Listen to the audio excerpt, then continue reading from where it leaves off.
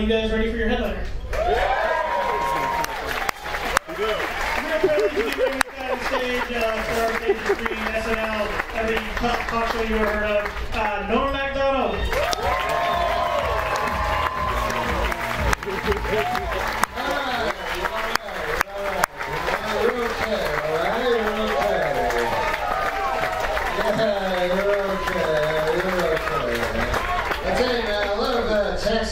This is my favorite place to perform. I like country music, and I live in LA, and so everybody thinks I'm a retard because I like country music, but I like it.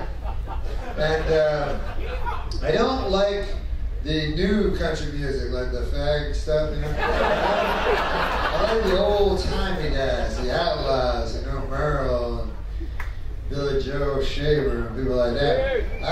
I do not care for the, like now you see the country music videos of the guy be wearing all white with a white hat and he's on a cloud or something like that. There's a lady in the park and he's like, oh, what is that? You can't just put a cowboy hat on you. But no, I like the old timey guys. Seem like way the fuck back here. I like the old-timey guys that just, you know, like if people complain about it, they go, fuck, man, that country music is all fucking about how, you know, your fucking dog died, you know, and your wife fucking left, you know, all that shit. And I'm like, that was life. What the fuck are you talking about? Dogs die. That's what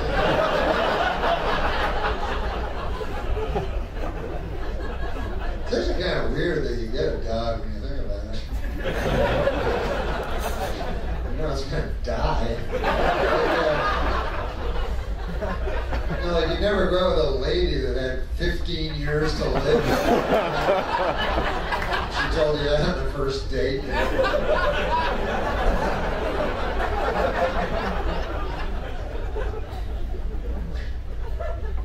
Should get like a fucking big tortoise or something. Or something you leave in your will with grandchildren.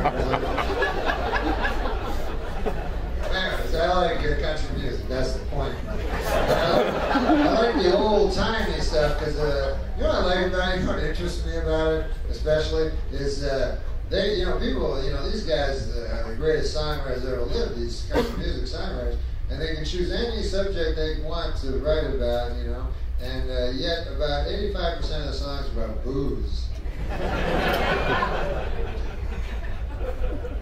So they wake up and go, man, I gotta write me a song. What the fuck is there to write about? Oh yeah, booze. How much I enjoy drinking booze. I just gotta fucking figure this motherfucker out.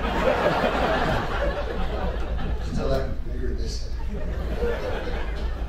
Only really 3 things I have to fucking figure out. Still trying to figure it out. Yeah, you know the country songs I like is like, my favorite is You Stop Loving Her Today, but I like those songs where it's an old man in a bar, and he's at the bar and everything, he's drinking on account he had his heart broke, you know what I mean? And oh man, swinging doors and then jukeboxes and everything like that. Those songs, they make me cry because I'm always sad, poor old man, and stuff like that. But then when you think about it, if you saw that in real life, you know what I mean? If you went to a bar and go, hey man, that old fella at the end of the bar drinking a lot of booze, that guy's drinking a lot. Yeah, that's because his lady left him back in 1950. I'm going to go talk to him. Hey, what's his name, Earl? Earl, listen. Earl, are you sure this is still about the lady? I think it's become about the booze itself. Do you remember her name, Earl? I'm willing to bet you don't remember that lady's name. You realize she'd be an old bag by now.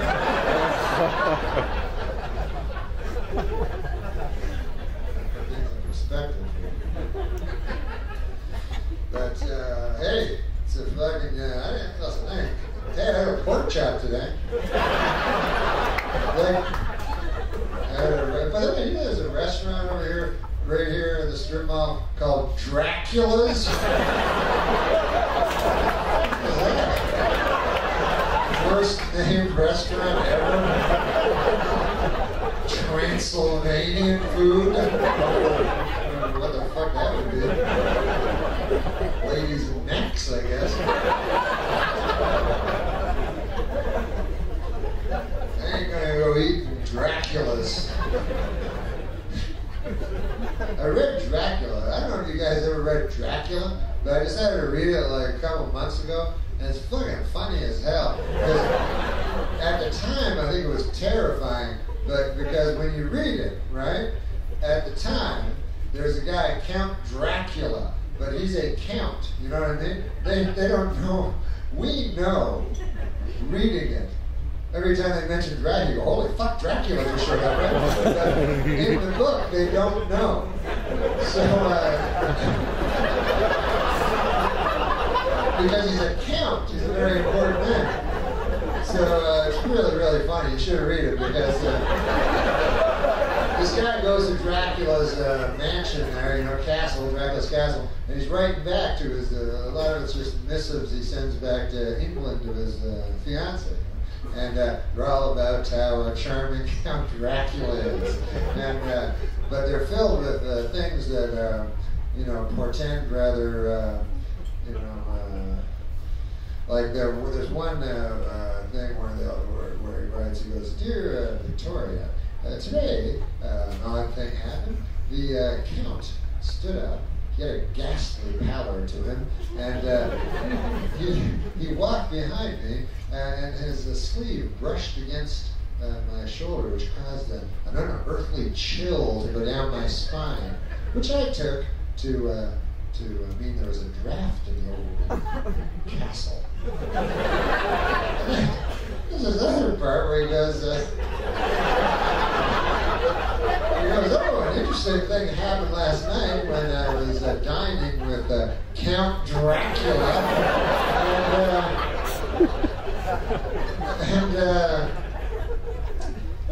And suddenly some wolves began to howl outside of the window. And I said, goodness, Count Dracula, do you hear those wolves howling?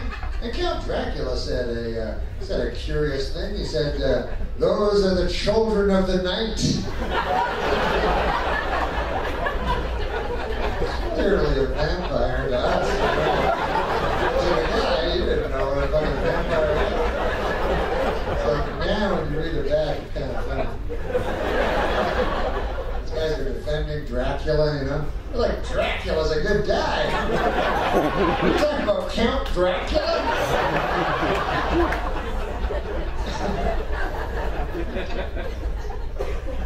I reads a bit, but not too much. My problem with reading is, it's hard because the book, you know, and I'm slow. I read at the same as if I read out loud. You know what I mean? I can't read faster than that. I don't know how people do it. And, also, my imagination is not real good. You know what I mean? Like Dracula, I could picture. You know what I mean? Because he's been in movies and stuff like that. But when it just says like a thing, and I can't fucking make up a person's face. I don't know how to do it out of the blue, you know? So I'll pick my Aunt Hazel or something. Throw her in there and let her be the lady, you know, whatever. So that's confusing for me. And then it's really good. My eyes get tired a lot. And also, like, to turn it, and then there's way more here. But the thing I don't like most about them is that the writers of the books, they use words that people do not use, and even the writer, I'm sure, does not use in real life. You know what I mean? But since he's a writer, he figures, hey man, I'll look up some big words and put them in there. Well, I don't know his motive, but it's fucking annoying because you're reading the book and you understand most of the words, and all of a sudden you hit a word, you know, so you're like, hey, hat, I know that one, okay. There's chicken, I know that means. Cat, I know, bat, rat, pretty well every every word that rhymes with hat. I'm well familiar with it. Yeah, this is an enjoyable one. And here's one now. Conflagration. All right, excellent. Okay. So now you gotta fucking go to another book, the dictionary book, and then you fucking gotta look at it, and then finally find that it's conflagration, and this is fire. They couldn't have fucking said fire instead of 5 minutes. What the fuck do they even have synonyms for anyway? If they mean the same goddamn thing, why do you want fucking a whole bunch of words? A big fucking dictionary with 30 or 40 words in there.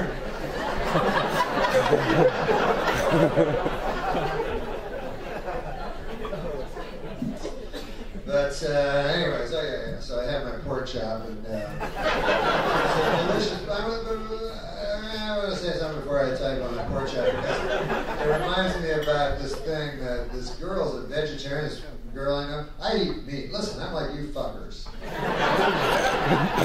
I eat meat.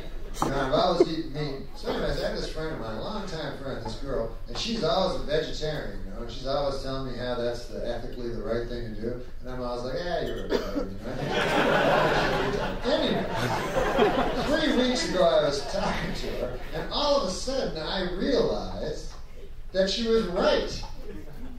You ever have a moment where you go, oh my God, I've been wrong my entire life about everything. Not about everything, but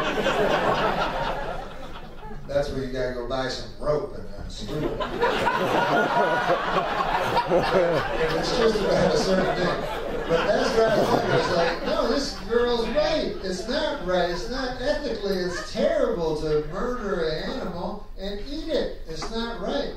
But I'm still gonna fucking do it. Because, I really enjoy it. Pork chop, you know what I mean? But it's interesting too because she's ethically against it. But like at Thanksgiving, for instance, instead of a turkey, she'll make a tofurkey. Yes, tofurkey. Tofurkey. So it's an unwieldy word. It's a tofu turkey, see? And what it is they shape tofu into the shape of a turkey, which I don't understand on account of, I thought you were against fucking eating a turkey. You know? I didn't get that. Like I'm completely against cannibalism, as you may know if you know anything about me. You know my stance on cannibalism. But it would never occur to me to shape my food into a rotting corpse of old Jack.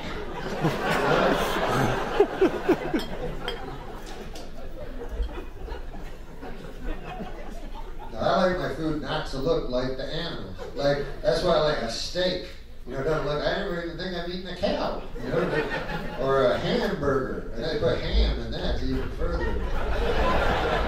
So you don't think of that as a cow. I can't eat one of them fucking, like when they have the old pig with the fucking apple in his mouth and shit. I don't think I'd fucking eating a pig, I don't want to eat anything where snout. I don't want to see a snout while I'm eating. It's just me. My doctor has me on a snoutless diet. Completely snoutless.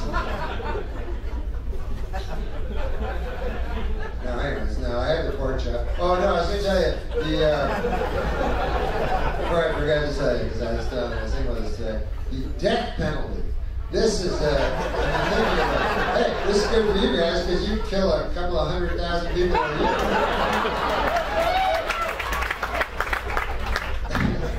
But the death penalty is such an odd thing. Now, you do a crime, right? Let's say you kill a gas station attendant or something like that. That's always fun. And, so then, you go, because you get some you often end up with like $45 in a jar of cashews. a little television, Then they catch you, right? And then you're found guilty or whatever. And then you're found guilty. Then they have the sentencing phase, And then in the sentencing phase, they decide what you're going to get. And the two choices of what you're going to get are you either get life or death.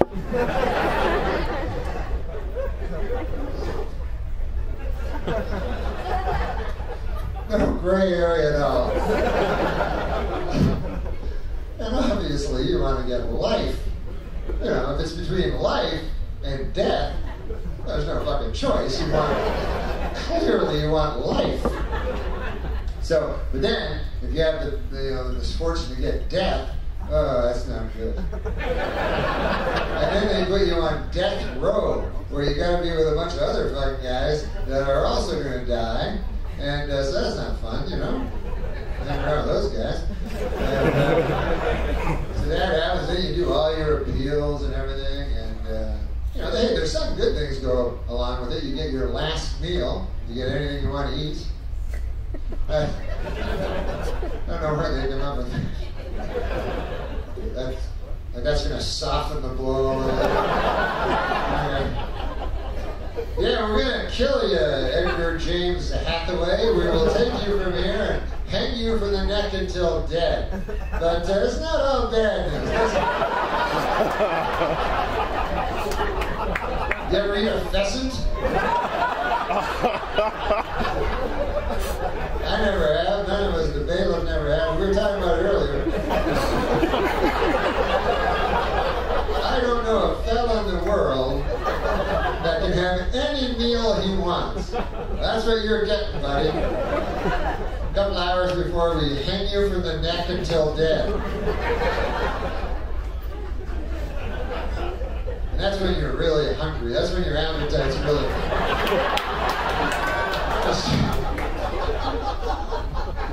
So then you're in your cell, you know you're going to die the next day, and you're fucking in there, oh man, that must be hell. And then there's all these retarded protesters outside, Even you don't like them. You're like, shut the fuck up! It never works!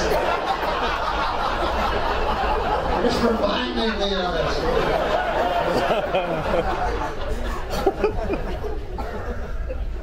And then on the last day, like the family comes, all your family comes and talks to you, and that must be a lot of fun. You think Thanksgiving dinners are awkward with the family? How about 4 hours before they kill you?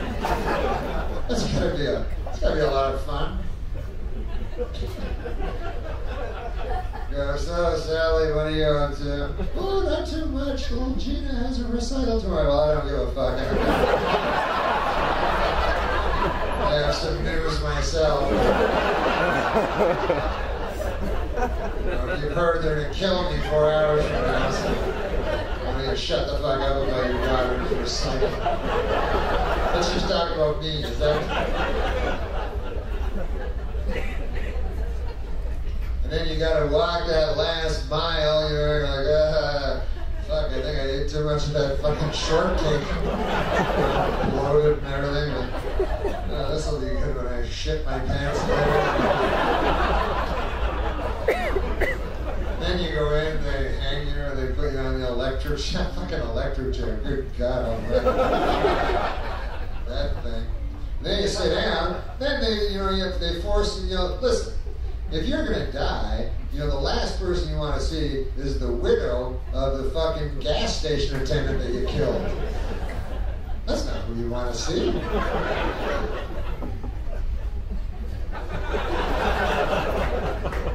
Then all hope is kind of... Well, there's one hope is left, is the governor might phone. You know what I mean?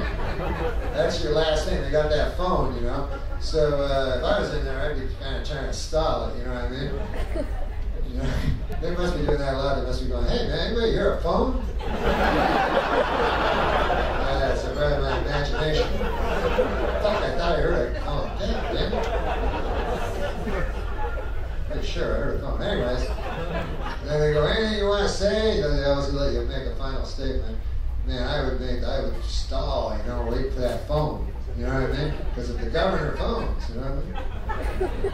I'd be like, I'd like to make a statement, yes. First of all, I'm sorry for all the things that I didn't do. I didn't do it. But, because you don't want to say you did it, you know, on account of them, the fucking governor might phone right after you say it. So I think that's why they don't confess at the end. They go, I did it, Drink. Holy fuck. That was the phone. Don't tell them.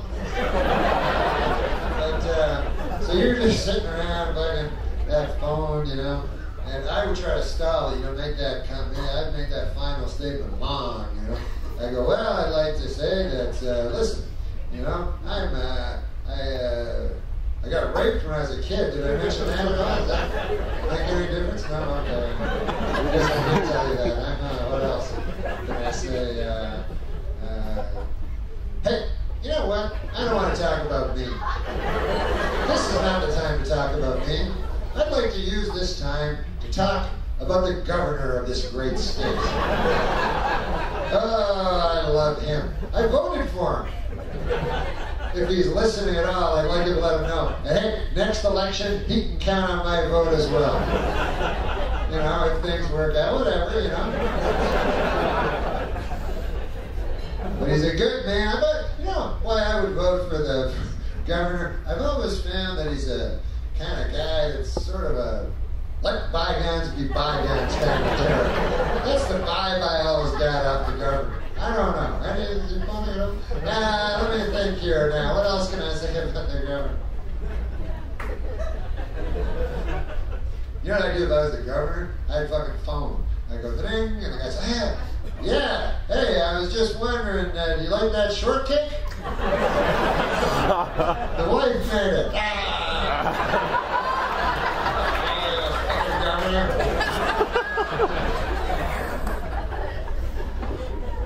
But anyways, so I had a pork chop, right? And I was in the restaurant earlier, I had a pork chop, and it occurred to me that you order different, you get different, you eat different, your habits are different in a restaurant than they are at home when you eat, you know what I mean? Like at home, if you're at home and you're cooking up a pork chop, you know, and you take it, and you know, you put it in a skillet, and then you turn it over until it's hot on one side, then you do know how to make a pork chop. And then, you know, you make it, and then, but it would never occur to you to go, hey, I'm going to eat that delicious pork chop once it gets hot enough. But while I'm waiting for it to get hot, I think I'll eat a big fucking loaf of bread. Just tear apart my hands, slather butter, and then that will sharpen my appetite for the pork chop. You're retarded, you know? So, also, another thing I noticed was this, that the desserts are different. Like when I was a kid, right, for dessert, when the dessert time came, the waiter would come to your table and he'd go, what would you like, a apple pie or a cherry pie? You know? So you say, I would like a cherry pie. And then, or an apple pie, I don't know. I don't polarize the audience. But you choose your pie and you eat it. That's the way it used to be. But now it's all different. Like the guy comes, he's got a big tray, and there's like 11 desserts on it. He's like, He talks all weird. I don't know. He talks different than when he was a pork chop. He's like, can I tempt you? What are you talking like that for? I'm a fella and you're a fella. Checking into the... Why do you say that? Are we still talking about the desserts here? I don't end up blowing you in the bathroom.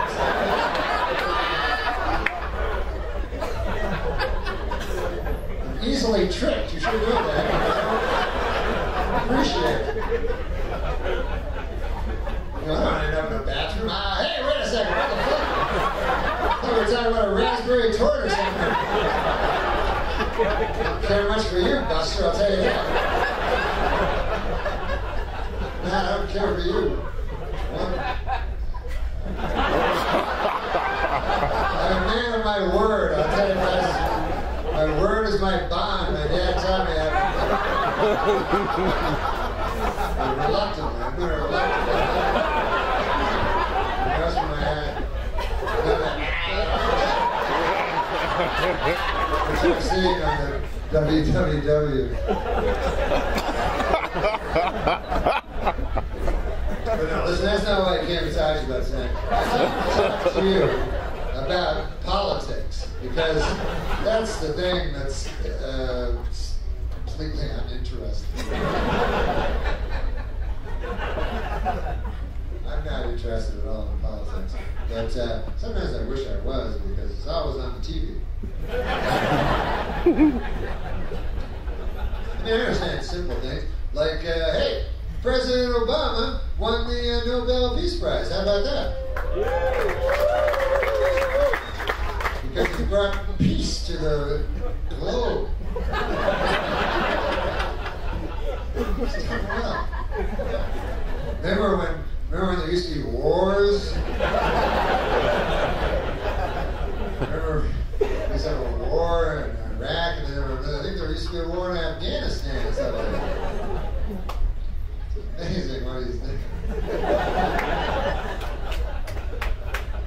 Why aren't they just honest? Why don't they just fucking go, here you go, you get the fuck you George W. Bush award. Congratulations, Obama. I'm sure he's done a lot of things. I don't follow it that much. I'm sure he's done a lot of things. The other thing about Obama is because he is a black president, then there's certain things that you can't say because you're afraid maybe you'll be looked on as a racist. You know what I'm saying? Like I saw a thing, he said, hey, now that Obama's the president, now this is great because we're going to live in a post-racial, society because we have a black president, And but that sounds crazy to me though, because black president. That's racial. That's not. Post-racial means a different thing. Post-racial means, hey, then we now live in a post-racial society because we have a president. Right? That would be post-racial. But the word black president, that means that it's racial. And there's certain things that you just can't say, it would sound odd, Like, let's suppose like McCain had won, you know what I'm saying? Then you could say, you could go, hey, I'll tell you about McCain. I don't know about that guy. Like, listen, he was a POW, and he was a great man. He's a great American, and he bled red, white, and blue, and the Hanoi Hilton there, and I admire him. But there's something kind of about that guy. I can't put my finger on it, but it's kind of creepy or something. Or maybe Hillary Clinton, maybe you go, hey, listen, I agree with Hillary's health care reforms and all that. I like that stuff and everything. But, kind of something about her, kind of creeps me out or something. I don't know what it is, but anyways, Barack Obama, you could never do that. You could go like, something, man, Barack, I just agree with everything that guy says in terms of policy and everything, but something about that guy. Can't put my finger on it. Don't care for him. Funny, he crystallizes every idea I've ever had, but I don't like him. You could not say that because it would appear racist. It's the appearance of impropriety, really, that's the worst thing. Impropriety is fine. The appearance of impropriety. I remember now what Obama did that won the Peace Prize. I forgot. Wasn't he the guy that said, tear down that wall, Mr. Gorbachev? Wasn't he that guy? I believe he was.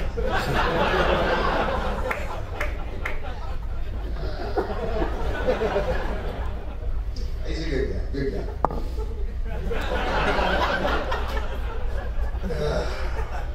I think he's up for an Essence Award as well. They say he may be the first American president to win an Essence Award. Now listen.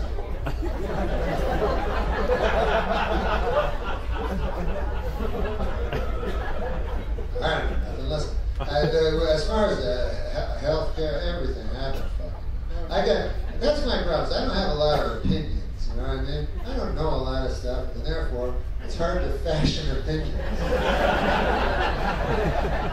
So, and like sometimes I'll go to parties, everybody talking about healthcare for us with the big conversations there now when I go to parties.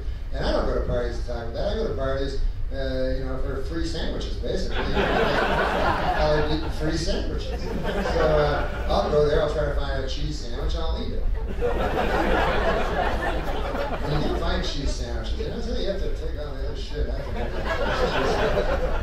Whatever. So, but that's why I like to go to parties. But I know that I'll be talking about healthcare for a while. So what I like to do is, before I go to the party, I'll turn on my 24-hour news TV channels, and then whatever that fucking guy said, I'll just say that. Obviously, you've got a tie on. I just say what that guy said. I can't see some hurt guy. So I'll go to the party, they'll be like, talking all these different words. And then I go, oh, hey, whoa, listen. Hey, hold on a second. Yeah, I got an opinion over here myself. Listen, you can't forget about tort reform when we're talking about this. Huh? I mean, I don't think I have to go any further than that. I think we're all in agreement without me having to further explain what I'm talking about. Right? Am I right? Anybody seen them sandwiches? The fellow over there was telling me that they're cutting triangles and they cut the crust out and everything.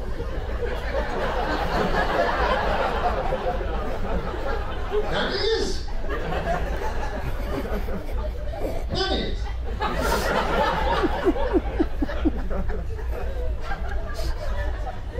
Hey, I have one that you can say for anything, any political discussion, right, that you don't know what they're talking about. You can say this one, always works, every single time. So they'll be talking, deficit, social, all these. And then you go, hey, wait a second, I got an opinion over here. Hey, listen to me, listen here, I blame the media. Because when you think about it, the media is not entirely without, they have to be, so they had frilly toothpicks in it.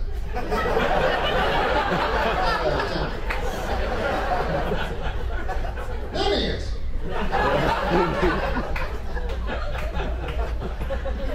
Or does a fellow have to show up to one of these?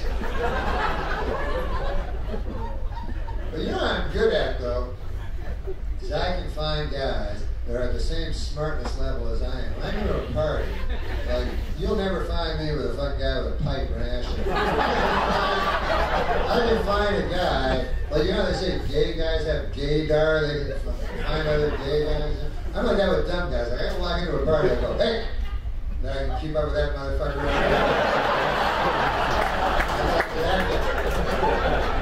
Then I make a beeline over for that character. We talk about different, talk about Jughead comics or something. Try to pocket a couple of sandwiches. It's hard to talk to people, man, especially one-on-one, you know what I mean? That's tough, man. A guy face right there in front of you, and he's talking and shit, and then you're all worried about what your face looks like. My face doesn't look all odd, because I don't know how it would look at it. And also, my friend was telling me, he says, when you're talking to a guy, the most important thing in a conversation is listen. You gotta listen to the person, you know? And I'm very good at listening. That's my best thing, listening. But it's not enough on account of eventually the fucking guy stopped talking. And then you're like, oh.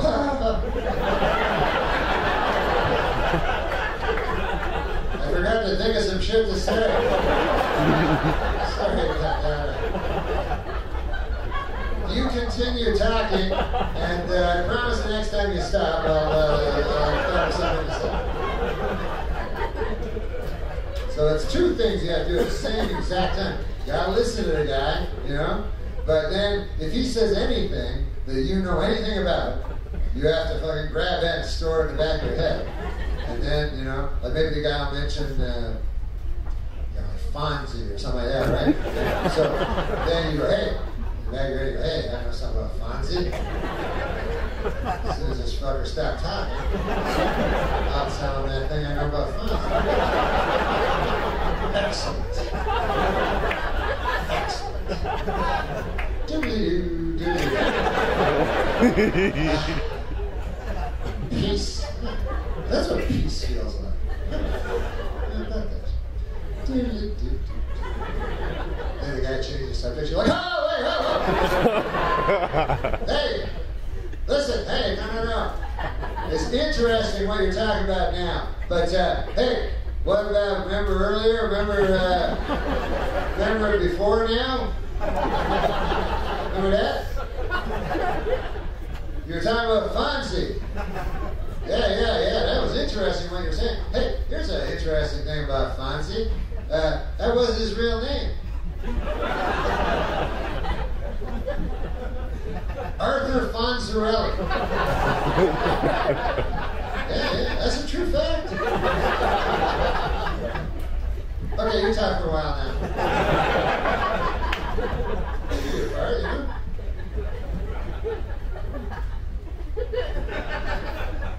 I was like having a stroke or something. My leg suddenly. I read these medical books about symptoms. And then when a symptom strikes me, yeah. What time? Oh, great. I can't go. I gotta stay. I gotta stick within. You know what I'm saying? So it makes some sense. But no, I don't know about a lot of things, and I don't have a lot of opinions. But you're supposed to have an opinion about everything nowadays, you know? Even stuff like I had a guy a couple weeks ago told me, "Hey Norm, how do you feel about the stem cell research?" So I was like, "Oh me? Well, tell you what, why don't I go to scientist school for a couple of years, and I'll come back here to this very spot, and I will tell you what those 3 words mean. I don't know."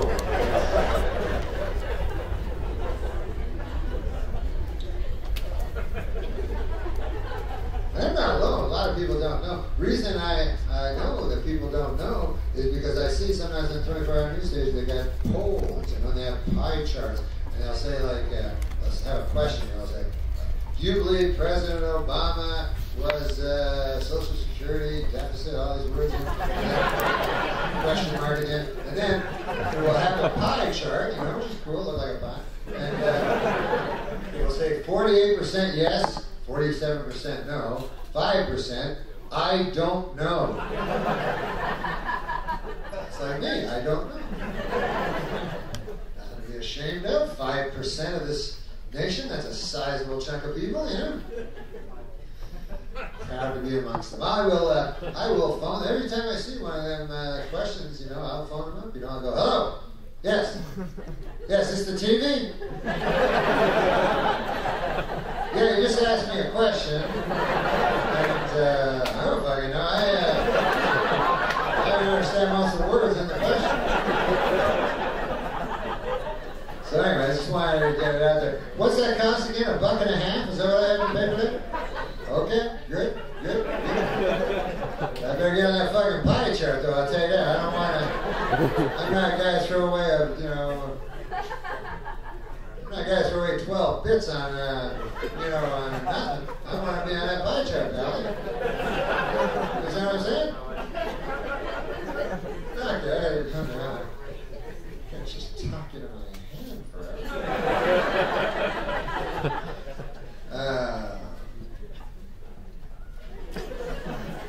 That look anything like a phone. I could have just done this. Exactly the same. Yeah, they wasted all this energy. You only got so much time in life. And if you want to spend it fucking doing that, that's your business. It's not my idea of a life well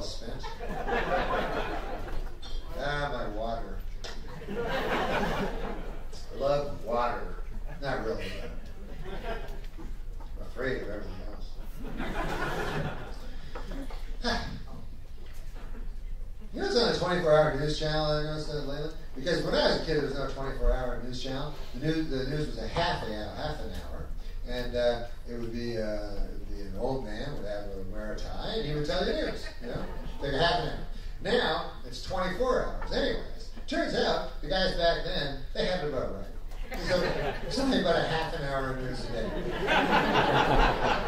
And even then they had to stretch and put some more shit donkey story in. So even then they didn't have enough news for that hour. Now, 24 hours, there's just not enough news. So they keep repeating it over and over and over and over again. And then they'll make up news stories that didn't used to be news, and I don't think are news. They're just odd little things, that happen. Things that happen all the time.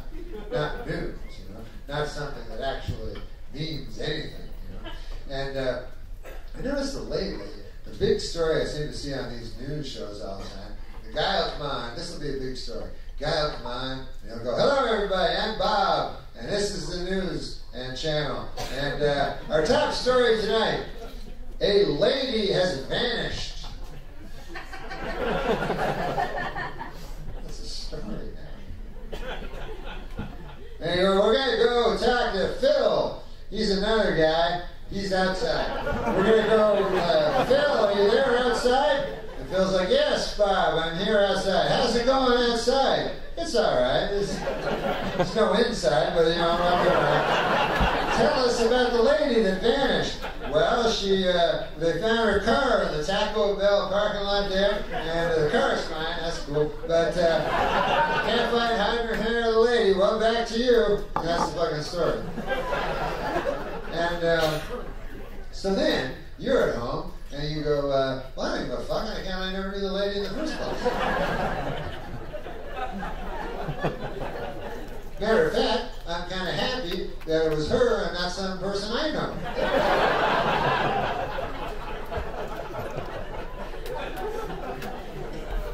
Then they start telling you about her, They're like, "Her name was Janice." You're like, "That's cool, I don't need to know her name." I don't know her. I didn't know her. I didn't know she wasn't vanished before. I was never aware of her vanishment state. Now we want to tell you about her. They can't help themselves. Janet, hey, Phil has some more in store, so we know what. Phil, how's it going outside? And then it's back to Phil. "Well, we found some ladies outside. I was just walking around outside, and there's some ladies that know Janice. Apparently, Janice was a very nice lady. That's what everybody's saying about her. And here's some of her friends." And then they'll show Janice's friend. And they go, "Oh, man, I'll tell you about Janice. Janice is the type of lady that, she could walk into a room, Janice, and she could just, brighten up the whole room. Just, and she didn't have a light or nothing like that. Just through sheer tyranny of will, this lady somehow, something supernatural. And it'll be like other lady that is not the first one, but also a friend of Janice. And she's like, "I'll tell you, man, about Janice, if you're asking me about that. You can always turn to Janice. That's what, when you have a problem, and you have to turn, Or maybe your neck just hurts or something. You want to, I don't know, but anyways, my point is this, Phil. When you would swivel your head over this way, the person you would most like to be in your eye line would be Janice. That's right, that was thought about. And there'll be another one that's not the first two, different friend. And she goes, "Man, I'll tell you about Janice if I could." You asked me about Janice still, right? Yeah. Janice, let me think, how could I put this? Janice was the type of person that you could be talking to your best friend in the whole world, and then Janice walked in, you go, "Fuck you, I'm talking to Janice." That's what kind of person she was. Janice is better than you. You're talking to Janice. That's what kind of person she was. So then at home, when you're watching it, you start to become emotionally invested in Janice. You know what I'm saying? You're like, "God damn, I like that Janice. She seems like a nice lady. I'd like to meet that Janice one day." I was like, "Fuck, I forgot she vanished."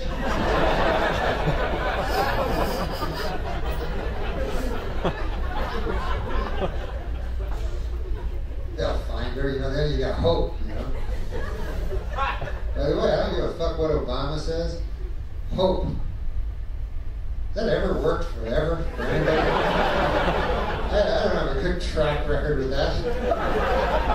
I remember when he was on that campaign, I was like, what? The thing that never works? That's your fucking campaign? You go, man, I hope this movie's gonna be good and not shit like every other fucking movie. And 2 hours later, like, what the hell was I hoping for that? Will I ever learn? Hey, I hope that lady licks my balls. That never happened ever in my life. What on earth will I be hoping that for? Hope not good.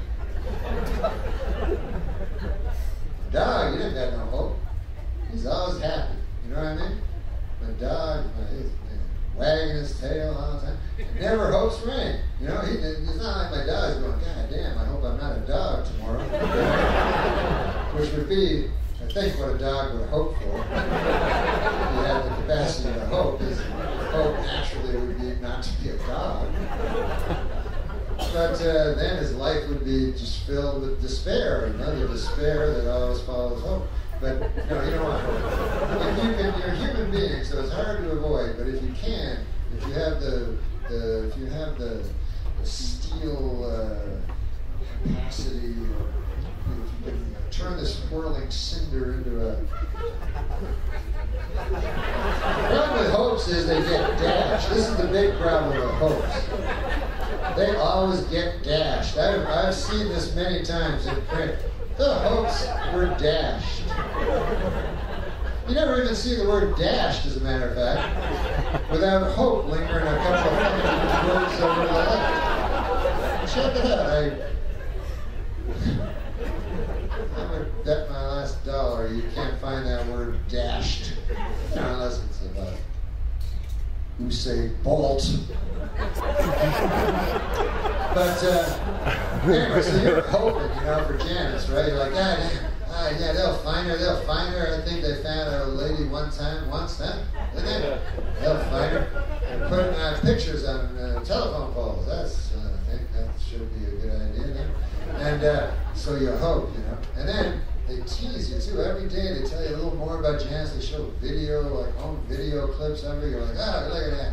Oh man, I like that haircut you got there. That's I think a better one. Gertrude, that's the wife. Gertrude. Don't you think she looked better with the bangs? Like that? Look at that, she's eating a pizza. How do you eat pizza? Janice. So then, anyway, you're just thinking about Janice, you know? It just plagues your every moment of life. Janice. You gotta find her, you know, you try to sleep, but Janice, drifting through, eating a pizza. And then, you know, days turn to weeks, and weeks turn to months, and months turn to 6 weeks. You know how time works. I don't explain that. I don't think days actually turn to weeks. I think they remain days.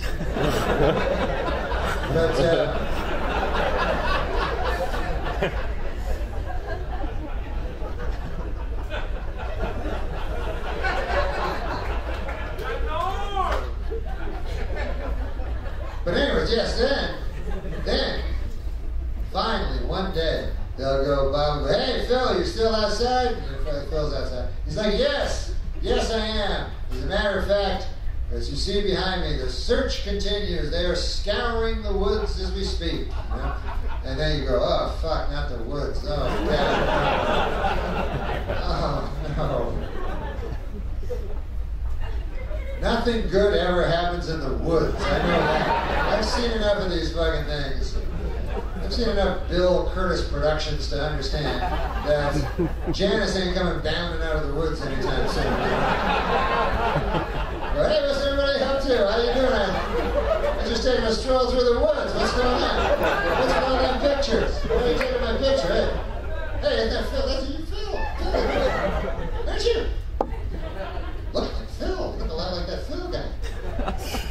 So, this is the thing. If they find you in the woods, they will find you in one place, and one place only. family. Every time, 100% of the time, they find you, it's going to be in this place.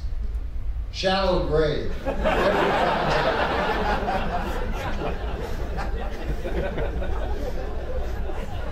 They should just look there in the first place. If I was police chief, I'd go check the local shallow graves immediately. Let me get this wrapped up by lunch because Arby's is special there. They go back two with the Arby's and then they throw in. But so. And shallow grave, doesn't that seem like these serial killers? They're supposed to be so cunning and everything. At least in the TV movies I've seen, they're all like, Then when it comes time to bury, then all of a sudden they get a little hasty. What's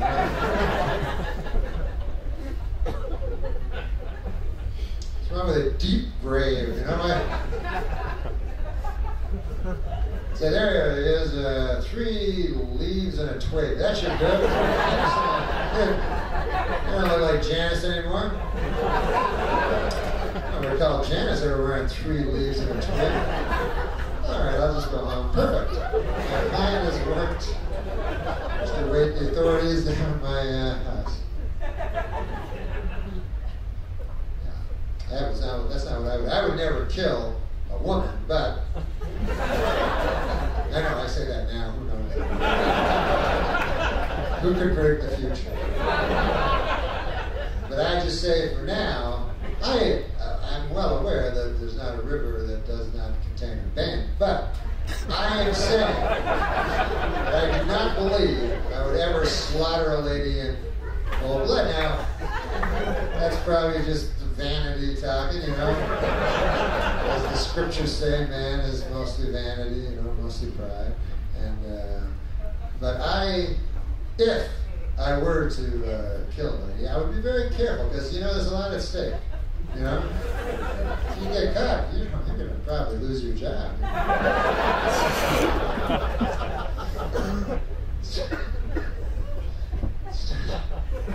Even in today's enlightened society, there still remains a stigma about being a brutal serial killer.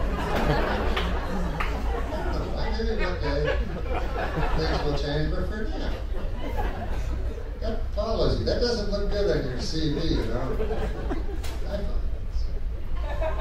But no, I would plan it out very carefully. I would. Usually, you have to follow. If you've ever seen these, I'm not telling you anything new. And if I am, don't. But you have to follow the victim, figure out what she does and stuff like that. And go, hey, that lady I noticed enjoys going to that cheese sandwich shop. And then when she got that cheese sandwich shop, she's always got a paper bag. I bet you anything there's cheese sandwiches. So I store that in my head. Then I follow her other house. Hey, every Wednesday night she goes down to the gymnasium there and she plays basketball with other ladies, which is fine nowadays. And so what I would do is I would go down to the gymnasium on Wednesday night there and I'd stand across the street, right? And then she'd come out, finally after the game was over with her multicolored bottle there, And I would be on the other side of the street. And what do you think I'd have in my hand? Cheese sandwich. And then she'd be, hey, what's that in your hand? I go, nothing. She'd go, there's something in your hand. I go, it's not in my hand. She'd go, yeah, there's something in your hand. I go, no, it isn't. She'd go, yes, there is. There's something in your hand. I go, there's nothing in my hand. And she'd go, yeah, I'm sure there's something in your hand. I go, I don't think there's anything in my hand. She goes, well, why don't you look in your hand? I go, I don't need to. I know it's not in my hand. She goes, well, just from humor me and look at your hand. I go, oh, it's a cheese sandwich. No, I think nothing of that. On account I've got a whole van full of them over there. Do you like cheese sandwiches or something? I don't know.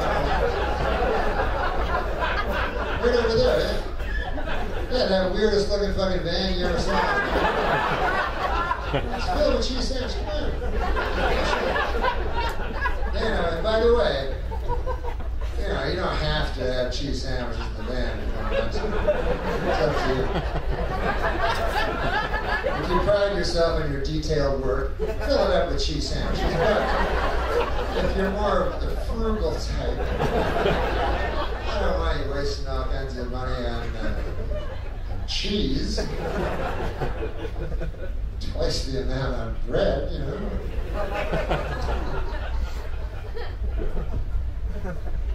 If cheese and bread were the exact same price. But get the lady in the van, and then I would take her, I would drive her into a remote area where the shack waited, you know, my shack. And very far away, and so far away that her screams would bounce off the walls and resound into the air, but would never touch the ear of civilized man.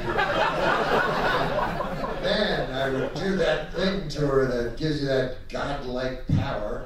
And then I would take her to the woods, where I would drop her into the deepest fucking grave that's ever been built. About 200 feet. I had a 200-foot grave. Most of my plan would be the digging of the grave. That would be most of the preparation.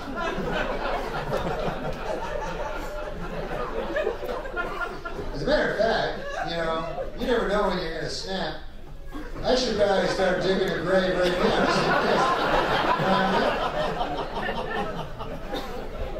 Just go home in the woods, digging a grave like old Cool Hand Luke, you know, just gotta digging.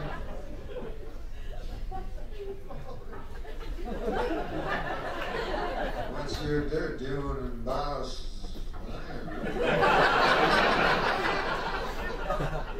I don't know, Cam.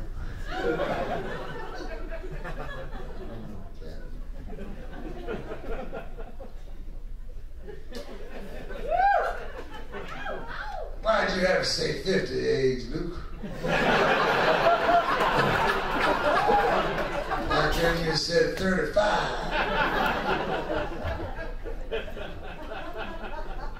Yeah, 50 just seemed like mashed ram number, I guess.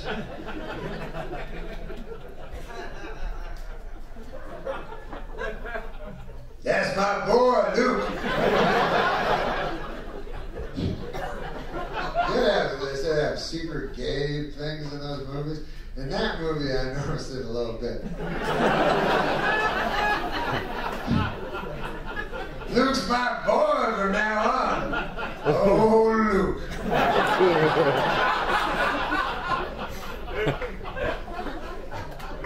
He's a good old boy, that Luke. He's coming back with nothing. Dang.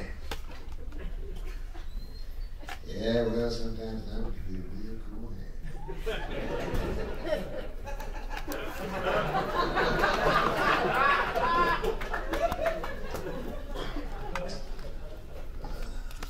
Hey, you want to hear a poem that I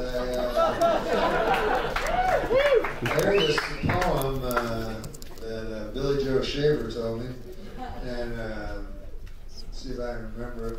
I think I can. You want to hear it? Yeah! It's not funny. It's not funny, right? Is that cool? All right, man. It's called, I try to remember. It's called The Devil and Billy Markham. This is how it goes. The devil walked into Lindenbaugh's on a rainy night. The reason I'm doing this is because the show's been over for 20 minutes. So I don't feel like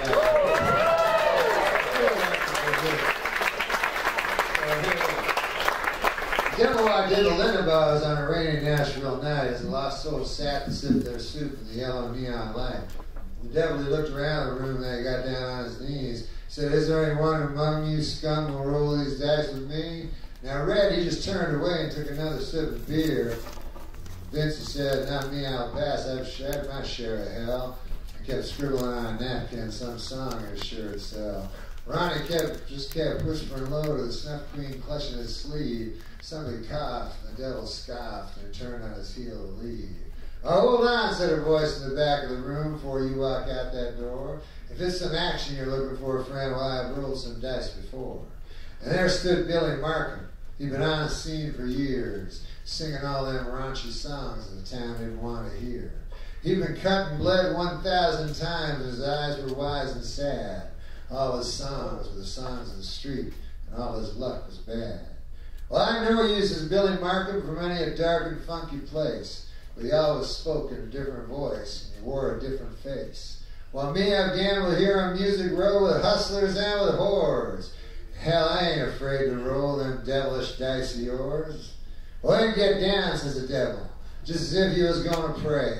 And I'll take these dice in your luckless hands and tell you how the game is played. You get one roll, and you bet your soul. And if you roll 13, you win. And all the joys of flesh and gold be yours to touch and spin.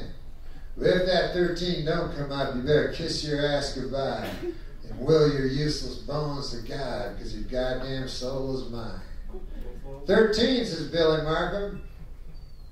Hell, I've played in tougher games. I've loved ambitious women, and I've rode on wheelless trains. So give me room, you stinking fiend, and let it all unwind. Ain't nobody rolled a 13 yet, but this just might be the time. So Billy Markham, he takes the dice, and the dice, they have no spots. Sorry, says the devil, they're the only dice I got. Well, shit, says Billy Markham, you know, I really don't mean to bitch, but I never thought I'd stake my soul in a sucker's game like this. Well, then walk away, says the devil. There ain't nobody tying you down. Walk away where, says Billy Markham. It's the only game in town. But I really should say before I make my play that if I should chance to lose, I will this guitar to some would-be star who ain't afraid to sing the honest blues, who ain't afraid to say the words like damn or shit or fuck, who ain't afraid to bare his ass on the stage where he makes his buck. But if he should play this guitar safe and sing some sugary lies, well, I'll haunt him till we meet in hell. Now give me them fucking dice. Billy Markham, he takes the dice and he yells, come on, 13. And the dice, they roll and they come up blank. You lose, the devil screams. But I really should say before we go on our way, I sure do like your style. Of all the fools I've played and beat, well, you're the first that's lost with a smile. I'll tell you, says Billy Markham, you know, these odds were too damn bad. 14 years at Music Row, that's the best damn chance I had. Billy Markham and the devil, well, he walked out of Linabaugh's door, leaving Billy's beat-up guitar lying there on the floor. And if you go into Linabaugh's now, you can see it there today, hanging from a nail on a wall of peeling gray. Billy Markham's old guitar. Nobody dares to play. All right, thanks, folks. God bless you.